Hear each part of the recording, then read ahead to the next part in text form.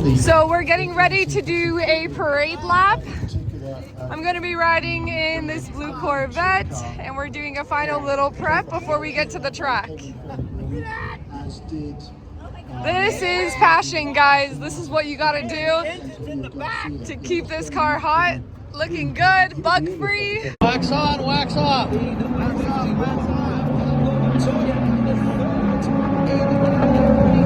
Hey, my car's that's MOTUL.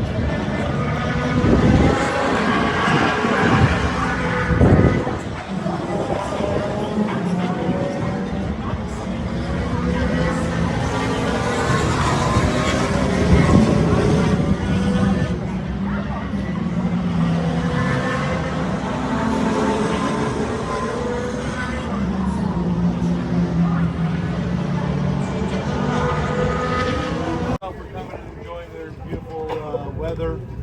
We warmed up just in time for green flag, and it's been spectacular. So really appreciate all of your guys' support coming out here and being a part of kind of one of our favorite events of the year. And so now's the fun part. And he hit the wall. Oh, like no shit. Car was dead, we were done, and everybody left, went home. The guy had to get Uber out of here. And his car sat over in the backyard for 2 weeks until somebody came and got it. So he thought he knew how to drive the corkscrew, and that he was a badass, and he put his 5 Series into the wall. So it happened.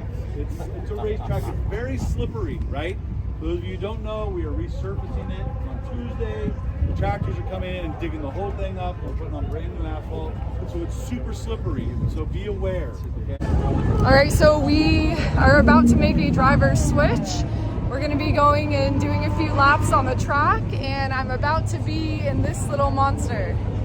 So I've had my eyes on it, met the owner of the company, and this will officially be the first time that Lionheart Motoring is going to be in a race car on a racetrack. First time at Laguna Seca, and this should be quite the adventure.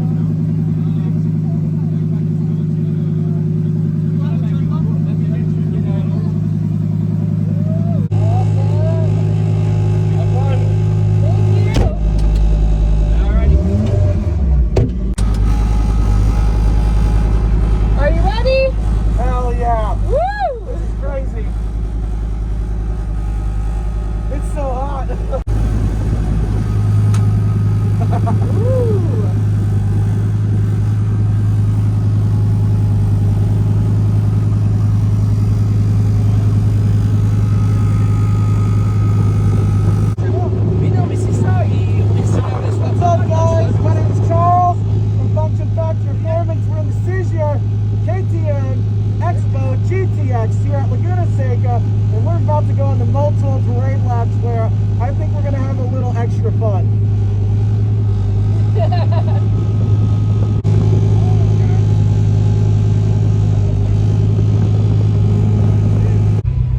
All right, guys, so Lionheart motoring and the race has ended. Awesome job to Cadillac for making that pole and getting that win. And I'm right now in, what car is this? We are in the KTM Expo GTX here at Laguna Seca. And check that out. He just reset it right there. Ooh, that's beautiful. Ooh, nice. Got the carbon fiber steering wheel. This is a pretty unique car. A lot of people don't know about it. All carbon fiber monocoque chassis, RS3 engine, so it does have a 5-cylinder. It is turbocharged, connected to a 6-speed Hollinger sequential transmission that is air shifted, and it's the flappy paddle gearbox here. All my information is here on the steering wheel, everything I need to know. And you know, this car is really easy to drive, honestly. It's when you push it is where the skill starts to come in. But honestly, anybody that knows how to drive stick can get in this car, move it, and navigate around the track. But when it comes to pushing it, you start scaring yourself, because this car only weighs about 2,200 pounds and it has nearly 600 horsepower on the high boost level. So again, incredible car by KTM and CGR Motorsports, and I'm excited to give Kristen here the first ride ever of her experience. We're gonna be having a lot of fun, especially when we get around to that corkscrew. I feel like I'll end up running out of battery before I have a chance to get content. Looks like they're still doing hot laps. If I can be on the freeway driving daily and my life can be put at risk because of some other driver, I'm like, why am I not doing those things I really want to do? So I turned to my friend, I said, look, I'm like, there's 2 things I want to happen before I die, no matter what. I said, I want to own a Porsche and I want to race and get on the track. So I have one done, which is owning a Porsche, joined PCA, which has been a fun little adventure. And now it's getting back to building that car, making sure it's safe, and getting onto a track. Well, you're getting on a track in the craziest way. And that's the thing, you know, I saw this car and I'm like, I was shocked because I'm like, KTM. I started walking around. I'm like, okay, I know KTM is motorcycle. You know, it's like motorcycle everything, so I grew up riding. But when I saw this, I'm like, so KTM is making race cars? That really threw me off. Isn't that crazy? Yeah, and the level of the work and the details, it's beautiful. It's just carbon everywhere. Yeah, when I saw this, you know, it's a crazy story how I met Simon, but yeah. Long story short, we met at the racetrack, and then we just stayed in contact. And then last year he was like, come to the shop. Yeah. He's like, we should talk. Oh, when I met him, I was like, the concept of working for a company that's making moves like this, it's beautiful. And the good part is you're around a lot of passionate people.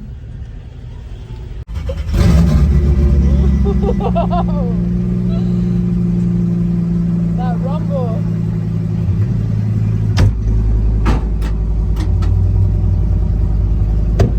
All good. Thank you.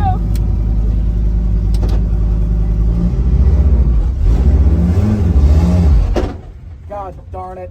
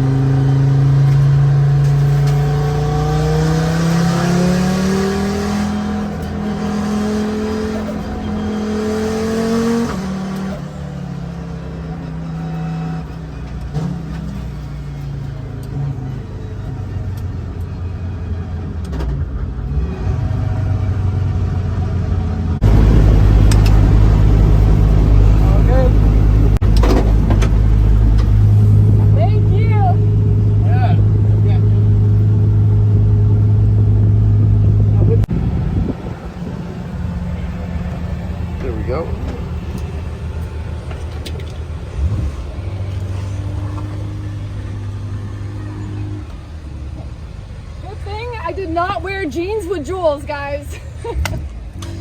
That was an awesome little experience.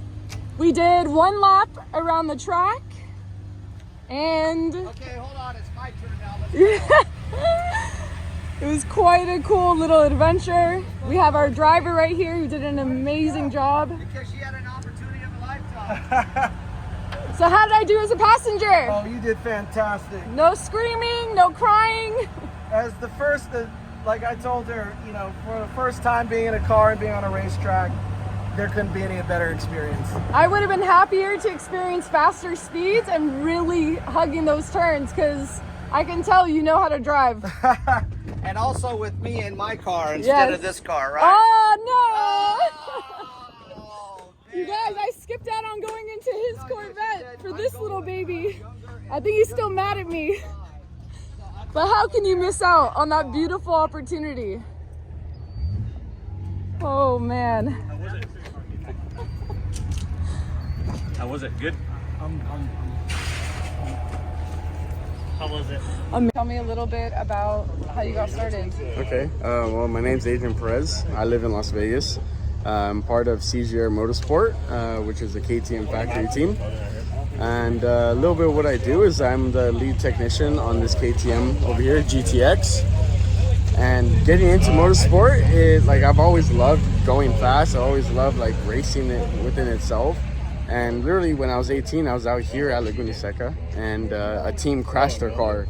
And I was watching these 2 techs push the car from the pits all the way to the garage. And I started helping them push it. And, you know, I asked them, oh, do you need help cleaning the car? And just one thing led to another. Like I went from cleaning the car to like removing the brakes and like, oh, can you do this? Can you do that? Can you do that? I was like, yeah.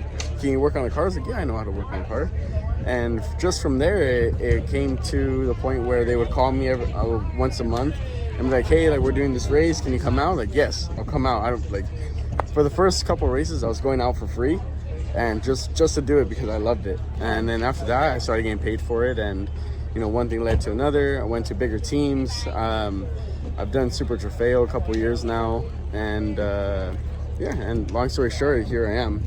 What would you say to young kids that want to get into racing, but you know, finance, whatever? Like, how can they start with getting an experience, especially with this car? Like, if I want to go ahead and experience this again on a racetrack, but no restrictions, what can I do? The one thing to do is go to your local racetrack and talk to as many teams as you can. Just ask them if you need help. It's by far the single most thing that someone can do is like, do you need help? And if they do, they'll say yes, and they'll put you on doing something. And from there, you just gotta really give it 100%, no matter what you're doing. Martin Luther King said that if you're gonna sweep the floors, sweep them like you're in the Sistine Chapel. And you know, if you have that mentality throughout your everyday to-day life, you can really achieve greatness. Like there's nothing stopping you at that point. So really just ask, do you need help? And do 100%. Yeah. So like when my dad, like I got into all of this because of my dad, and initially he owned a company and it was truck and automotive accessories, but we were bagging trucks, doing all this custom work, and it just kind of one thing leads to the next. But his golden rule was that I'm gonna make sure that you work so hard that if you ever go to work for someone else, you treat it as if it's your father's company. Yeah. So that's been embedded in me, and no matter if it's been like journalism, scale modeling, all these things, it's like I'm always award winning because it's like you kind of push that envelope and you try to see, okay, these are my skills, but how far can you take it? Exactly. So I think that passion lives among a lot of people, but it's like the work ethic and those little things. It's like, you know, you may start from doing something small like pushing vehicles, but eventually if you work hard enough, you're definitely gonna get noticed. So and that's it right there. Yeah, well, thank you so much. Yeah, thank you. All right. Hey. Hello, how are you? Good. Yeah. Good. See you again soon, hopefully in the next few weeks. Yeah, definitely. We, you know, next time you're in Vegas, you gotta let us know. Yeah. Come check out the shop and all that. Yeah, absolutely. Yeah. Fantastic. Good. Hi. Hello. Where are we going? I'm going to the gas station. What did we just finish? MOTUL Corse de Monterey. Did you enjoy it? What do you do for MOTUL? I don't think I'm allowed to say that. Okay, he doesn't do anything for MOTUL that we can discuss. He's a very secretive person. Yes. No name dropping either. None. But he was working super hard today, and yeah, we had fun. Did you have fun? I did. It was a good time. What was your favorite part of the race? The sound of the AMGs, of course. Yeah. What's your favorite car? Of all time or just at the race? Let's do both. All time 300 SLR Uhlenau Coupe, so good old W196. I think it's W196, whatever. Favorite car at the race? I didn't like the Porsche 963 initially, but I like it more. But because I'm an AMG bro, I'm gonna go with the AMG GT3. I've been wanting to host a livery design contest for a long time to try to get people more in the esports world to do things. So the guys in Forza, I don't know how popular Forza's livery maker still is, because I haven't played Forza in a long time. But for GT4, for Assetto, for iRacing, just let people kind of mess around and play around with that. Because I know esports is getting huge. I totally agree. I know Porsche just did that. One of the pace cars. Oh. There was a pace car that had like colorful little livery. Yeah, we were working on that with them, so that was really cool. I was at Pekla, actually it was just like maybe a few months ago, where they released the livery, and then the artist was there. He was he was like some young kid. I was like, that's pretty cool. Nice. But once you start getting the expensive cars, it's bad. And I haven't gotten there yet. Busted him. I was like, no. Yeah, they're waiting on the other side. Oh. Yeah, you'll see them during car week. They're standing outside waiting for you. All right, so I'm super exhausted. This was our final day. It's Monday, and whew, officially going home. All right, so we are traveling back with what's left of our MOTUL crew, and Ron over here ended up getting a nail in his tire. So luckily we were able to stop by a gas station. We got some pressure, and we're still getting odd pressure readings, so we're getting that fixed right now. I was able to buy a little pressure gauge at the gas station, and that's what he's using right now. We just lowered that front right tire over to about 36 to match the other tires, but I don't know what's going on. I guess this pressure change from cold to hot is really affecting the air pressure. So things happen, but it's always good to be prepared, guys.